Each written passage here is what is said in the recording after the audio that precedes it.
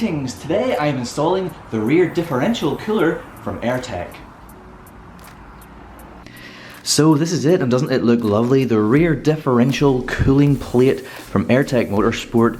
Passive, it just bolts on, and you can kind of see, if I can hold it in the right angle, it just sort of directs air up over this bit, up over the rear bit, so it creates a flow, and that goes through the fins of the rear differential unit. Very simple design, very effective design, I would imagine, and it's very light. It doesn't add a lot of weight.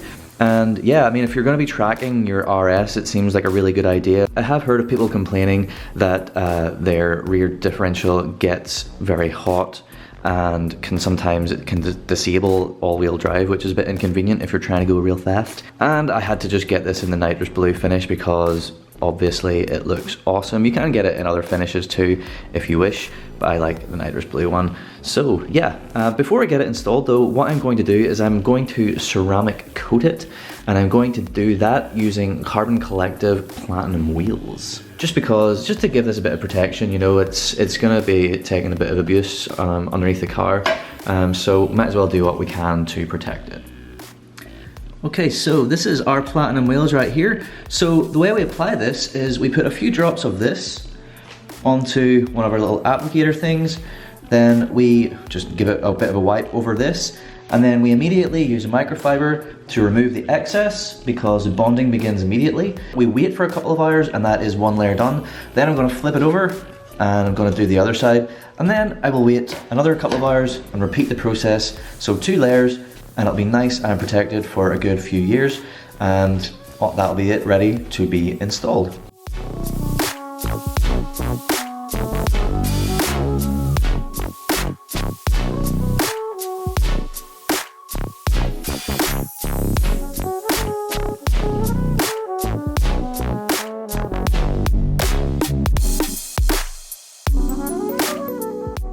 Okay, so whenever it looks dry, then that is it.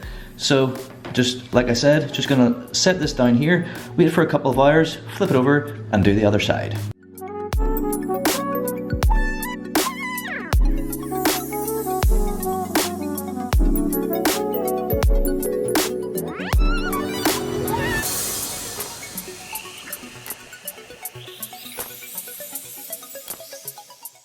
All right, nice. So I leave this for 2 hours and then I repeat the whole process, and then we're ready for installation.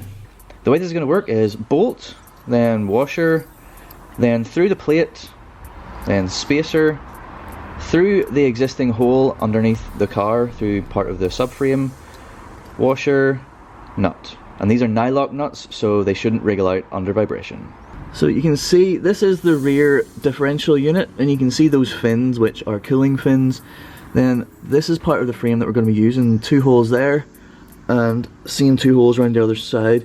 You can see that 2 of them are sort of further back than the others, and we do have 2 long bolts, 2 short bolts. So the idea is very simple. It's a passive cooling device, so we bolt this on and then it just is going to direct air through these fins a bit more efficiently and cool it down.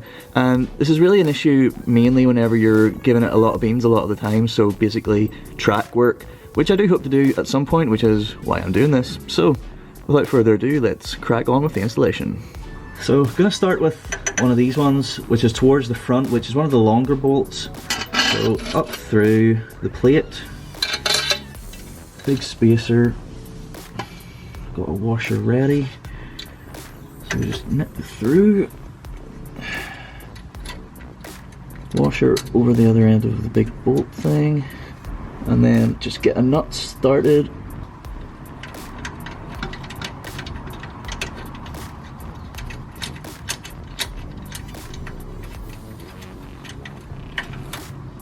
Okay, that's that started on that one. Then I'm going to grab a short bolt, hopefully. So short bolt up through here. Short washer.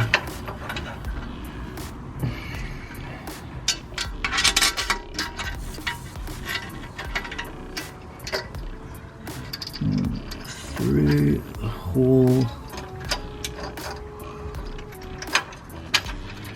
Like that. Then washer and nut.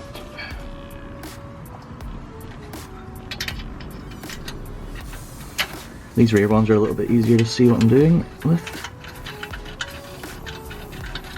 Of course we want it to be, you know, we're fairly loose at this point, so only go as far as it hits the bit of nylon. And that should be enough to hold it there so that we can do the others. So the other side, which I can't really see overly well, but I can just move my head a bit. So up through the hole. Get my washer in.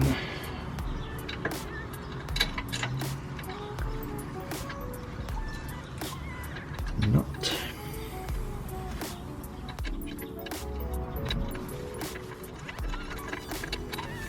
Okay, that's enough. And then our last one. So this last one's a little bit awkward because of the fact that we have the other bolts in place and the spacer, you don't have a lot of space to work with, so kind of just have to put the spacer in place first and then go in through with our bolts. There we go. Up through the hole.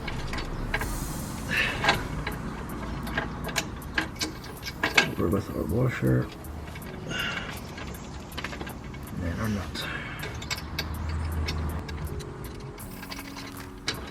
Alrighty, so now we need to tighten everything up. So I am going to be using a 13mm combination spanner ratchety oil, a 6mm hex end on my ratchet. So if I get up here and hold this in place, hold the nut with the spanner.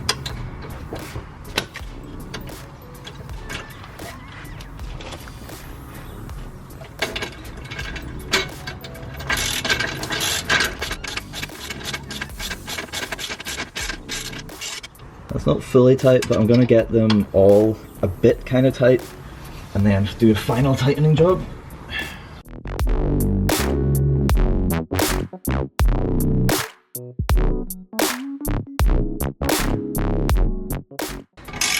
Okay, so now they're all decently tight. I've checked it for straightness, so now I'm just going to tighten them up decently hand tight. No torque specs for this anything, but just a good old, if it feels tight then it is tight, don't overdo it.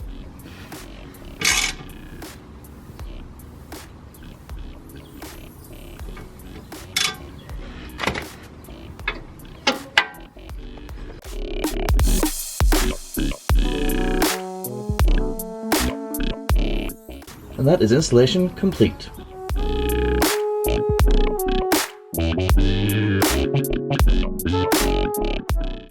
Well, there we go, that is the installation of the Airtec rear diff cooler plate done.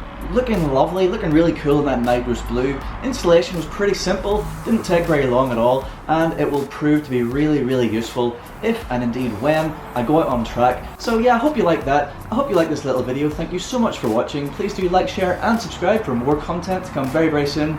Thank you once again. Goodbye.